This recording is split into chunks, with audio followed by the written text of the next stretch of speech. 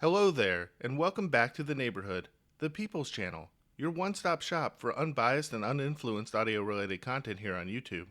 Thanks to Meze, we're taking a look at their 109 Pro headphones. These seem to have been very popular since their introduction back at CanJam LA in 2022. I get to hear them there before everyone else, and honestly, I'm not surprised they've become as popular as they have. Why? Let's get into it.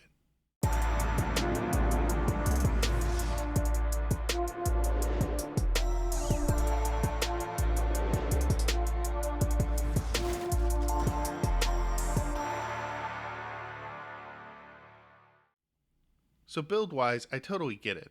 These headphones have an excellent premium build, and they're pretty lightweight, coming in at only 375 grams. In the style of Meze's first headphone, the 99 Classic, the 109 Pro uses a one-piece manganese steel headband structure with a self-adjusting vegan leather suspension strap.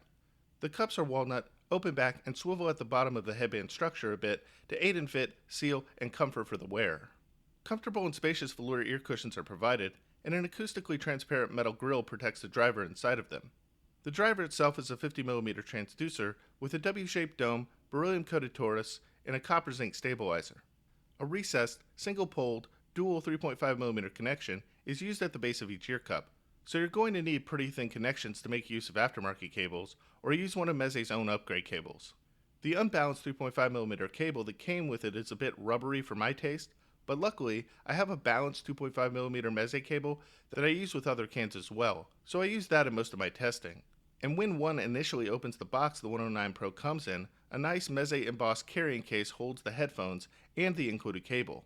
The carrying case not only looks sleek and elegant, but is also functional, making it easy to take the set on the go, protecting the 109 Pro's nice design when it's not in use.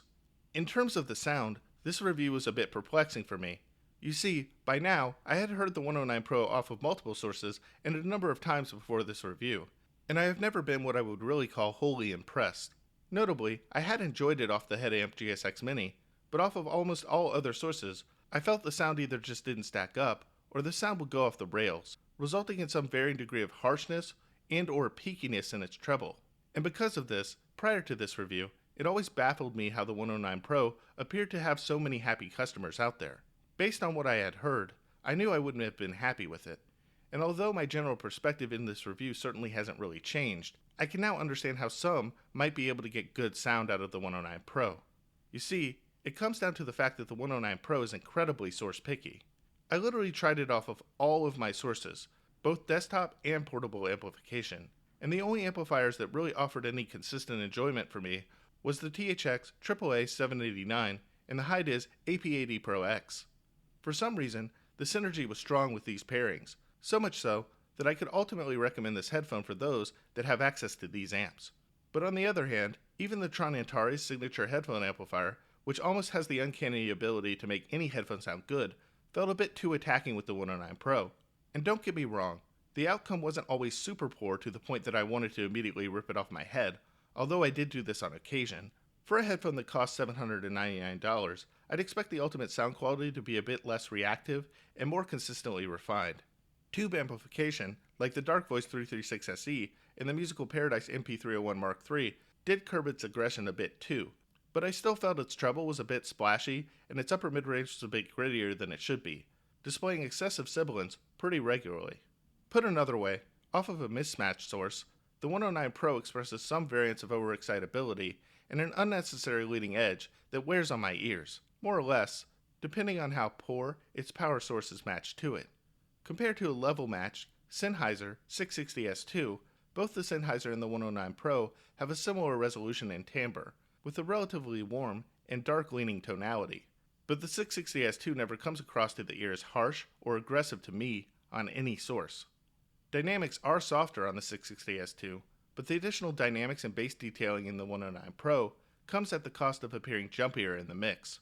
I ultimately find the 109 Pro to be more fatiguing over the course of longer listening sessions, as it just kind of wears on me over the course of time. In further comparison, the mid-range in the 660S2 in general is slightly more emphasized and vocals are pushed forward more intimately, while the 109 Pro breathes a bit more in terms of separation and stage is somewhat larger. But in the grand scheme of things, the sound that each of these headphones produces is very comparable to one another, but the Sennheiser is generally more pleasing, less source picky, and comes in at an MSRP that is $200 cheaper. Furthermore, the 660S2 has gone on sale pretty frequently since its release. I scored mine for under $400, which is roughly half the cost of the 109 Pro. Obviously, the build of the 109 Pro is more luxurious and superior compared to the plastic construction of the Sennheiser, but in terms of their sound, they're fighting neck and neck despite a pretty large disparity in price. And I think they're out of stock right now, but I scored my 8XX on sale for roughly the same price as the 109 Pro. And while it's certainly a more unique presentation to that of the Meze that won't be for everyone, it certainly outclasses the 109 Pro when it comes to general resolve, tonality, linearity, and articulation, even if the 109 Pro has the advantage in the bottom end information, presence, and dynamics. So I've never really truly understood the love for this headphone. That is, until I was able to bring it into the channel and sit down with it for a longer period of time to test it a bit more extensively for this review. And now I get it. Off of the right source, the 109 Pro can sound quite lovely, but it's also rather source picky and almost always source influenced, at least in certain areas of its range, to a certain degree. Perhaps this relates to the fact that in general, the frequency response is somewhat erratic from the upper mid-range forward, resulting in some audible stridency off of poorly matched sources. So if you elect to pick up this headphone, you'll want to test it off of your source to make sure it performs to your liking.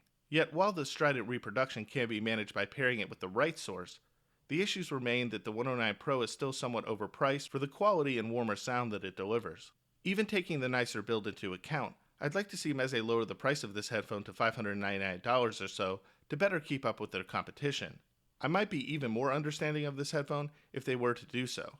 And even though I'm generally a fan of what Meze is doing, around this price, I'm sticking with my Sennheisers in my collection for now, as collectively, they offer more consistent performance with similar, but more pleasant sound outcomes. That is, if one is in one mood or another. Thanks to Meze for sending the 109 Pro into the channel for review. It's been an eye-opening experience, and I appreciate their support of this channel. If you would also like to support this channel, please make sure that you smash that subscribe button and turn on the notification bell in order to get alerted to future videos from yours truly. It really helps that you do so and watch every video in its entirety. That way you're able to get all the accurate information and understand the bigger picture. And as always, thanks for watching, and with that, I'm out for now.